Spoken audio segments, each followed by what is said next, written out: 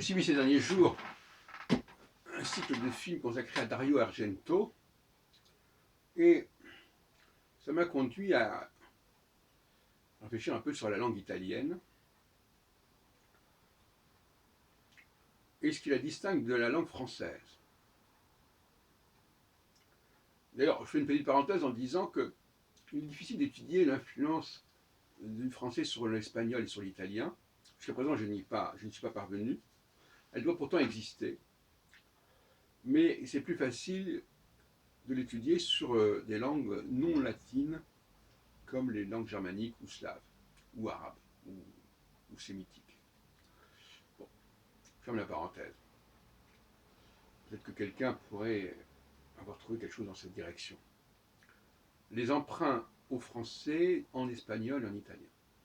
Dans l'autre sens, on peut les connaître un peu mieux, ça a été étudié, mais ce qui intéresse, c'est dans le sens de l'influence du français, dans l'immédiat.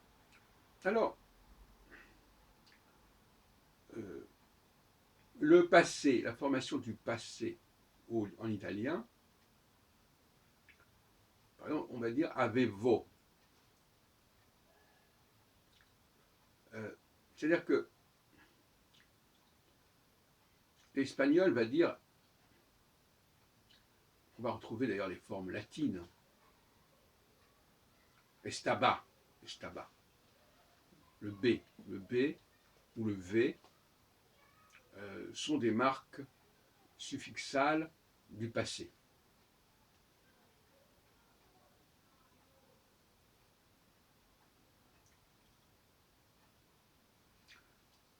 Et on voit, j'avais déjà fait remarquer à propos de la première personne du pluriel en français, où on a perdu le M qu'on trouve dans l'espagnol,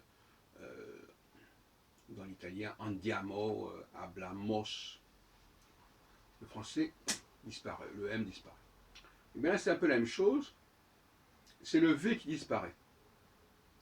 On ne dit pas je parlavais, on dit je parlais, alors je parlais. Donc en espagnol et en italien, on a le V ou le B qui est marqueur du passé et qui n'est plus en français. C'est passé à la trappe. Donc cette capacité du français à, j'aime bien le mot oublier, à omettre une forme, un marqueur, me paraît intéressante.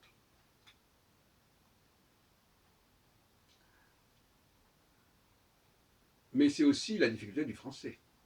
Parce que quand on utilise en espagnol, en italien, ces formes qui s'ajoutent à la racine en V ou en B, dicevo, etc., ben, tout de suite on voit qu'on est dans le passé. Alors qu'en français, c'est pas évident, d'autant plus que, comme on le sait, quand on dit je parlais, oui, on dit vous aussi vous parlez, donc ça s'entend de la même manière. Alors que vous parlez, c'est un présent, et je parlais, ou j'ai parlé, c'est un passé. Donc, c'est pour ça que en français, l'absence de certaines consonnes pour marquer au niveau suffixal les temps ou les personnes doit être un souci. Aussi bien oralement qu'à l'écrit.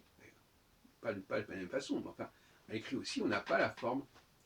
Les gens attendraient, je chantais, ils attendraient que à la formule chante, on vienne ajouter une consonne qui va marquer le passé. Ben non, pas en français.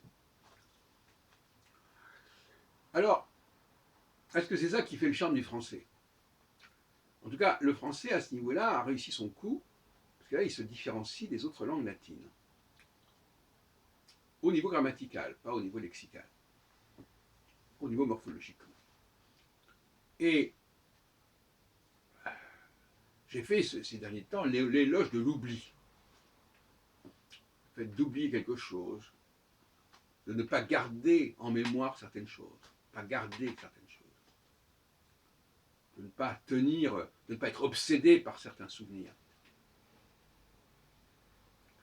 Et donc le français, il s'est dégagé de son passé, justement, de ses racines. C'est une langue latine, mais une langue latine qui a évolué plus que d'autres langues latines et qui a sacrifié certaines choses, certaines formes, qui ont été conservées. On dit souvent que le français est une langue très conservatrice. C'est une erreur. On dit oui, l'écrit conserve les choses plus que l'oral. Ben oui, mais pas là. En l'occurrence, l'écrit entérine l'oral.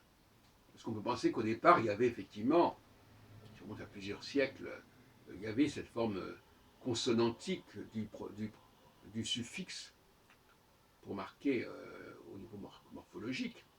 Mais ça a disparu. Non seulement à l'écrit, à l'oral, mais à l'écrit. Oui. Donc, c'est plus compliqué que cela. Donc, l'enseignement du français, c'est aussi l'enseignement de ce que le français ne fait pas. Il faut expliquer aux élèves la spécificité du français.